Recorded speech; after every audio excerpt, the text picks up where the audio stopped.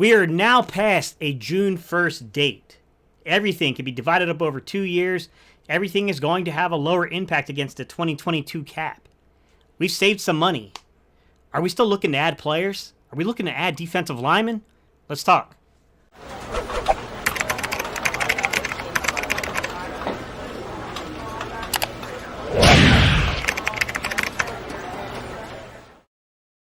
What's up, Eagles Nation? What's going on, NFL world? How you doing, Division Rivals? This is Stephen Hyder, Gate City Sports Channel. Sports Channel where the cerebral NFL fan comes for about 10 minutes of daily content. Hey, what's good, everybody? If you're new to the channel, this may be the first, second, third time you caught my content, and you enjoyed today's discussion, if I can ask you to do me a huge solid here, guys, hit that subscribe button. We just crossed over 5,000 subscribers. We're heading towards 10,000. I'd love for you to be part of that equation.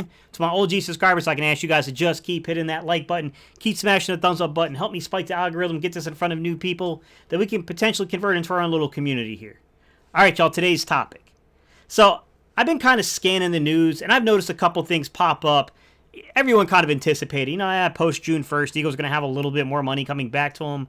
Ended up being a little bit over $4 million. So the question became, are they done? Are they done building, right? I mean, everyone's talking about safeties, and I'll get to safeties. I've already made some videos about it. But I want to talk about some of the recent reports that kind of came out of left field, in my opinion. I didn't realize that there was real interest here. And it brings up some interesting conversation. So I want to start off by discussing this from the scouting world. When I talk about defensive ends, because in today's modern NFL, that term is loaded. Back in the day, it meant like a 5-tech defensive end, right? Hands in the dirt, rushing the passer, okay? Maybe you saw some guys play some, 7 or a wide 9, but most of the time it meant a 5 technique, right? Then you had teams that were, 34s becoming more and more prominent, especially with the success that teams like the Patriots had, running hybrid systems between 34s and 43s and things like that. Pittsburgh has been a 34 football team for quite some time.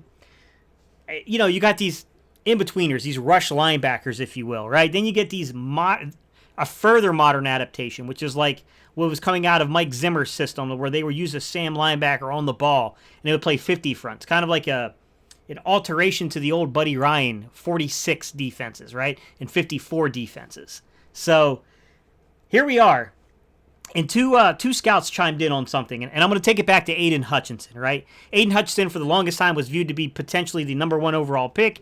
It didn't shake out that way, but for the longest time, he was the consensus favorite. The scouting world started to push back a little bit about Aiden Hutchinson as being a top 5 pick. You had guys like Greg Gabriel, who is a scout. He scouted with the Giants. He scouted with the Bears, I believe. 30 years in the league, guys. He said some controversial stuff. He's the one that made those AB comments that people, they didn't particularly like, if I'm being honest.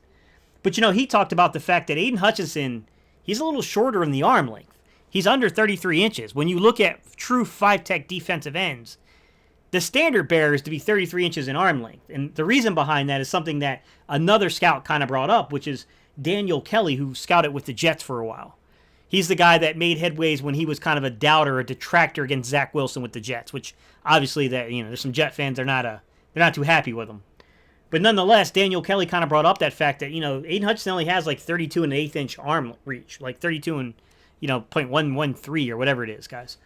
He doesn't have the greatest arm length, but he's a skilled technician. So now you got this whole analytics versus film thing going on. And the analytics say, be wary of defensive ends, be wary of traditional 5-tech defensive ends that are below 33 inches because the prominent theory is the offensive lineman can engage the body and kind of drive you and move you out of the way. That has been discussed quite a bit. So when I started seeing these names pop up for the Eagles, I was curious. Who are they? What are they? What does our roster look like? I just want to bring up a couple of really interesting things, right? The only thing I can do is add to you guys. I'm going to give you some analytics that I think you'll be like, oh man, there's definitely kind of a theme here, Steve. You're right. I want to talk about the guys that are on this football team between the Sam linebacker role and defensive end role who are below a 33-inch arm length real quick. Just because I think that discussion deserves merit to say, the Eagles have not shied away from these type of players. Brandon Graham, 32 and a quarter inch arm reach. He's under 33 inches. Derek Barnett, 32.13 inches, right? So, I don't know, just right at 32 and an eighth. He's pretty close to what Aiden Hutchinson kind of measured in at. Then you get guys like Hassan Riddick, who's 32 and 3/4. Kyron Johnson is 32 and a half. Patrick Johnson is 32 inches even. Those are the guys on the roster currently who are under a 33-inch arm length. But I also want to talk about some other things here, right? Because you do have guys like Josh Sweat and Tyron Jackson in particular who have above 33-inch arm length. And those are the two most recent, if you will, kind of draft picks here.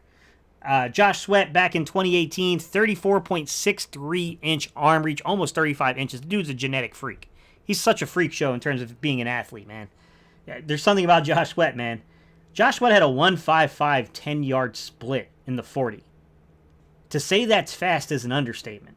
And that's what I want to bring us to, is that even when you look at a guy like Tyron Jackson, who was 33.25, Tyron Jackson's more of the standard bearer of what you see from defensive ends. He had about a 1.70 10-yard split. That's about what you would expect from a defensive end.